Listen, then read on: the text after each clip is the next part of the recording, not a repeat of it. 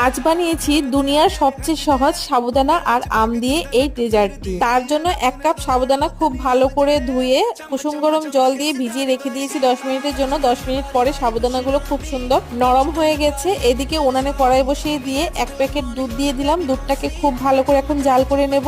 দুধটা খুব ভালো করে জাল করে নেওয়ার পরে এখানে পরিমাণ মতো চিনি দিয়ে দিলাম 1/2 কাপ।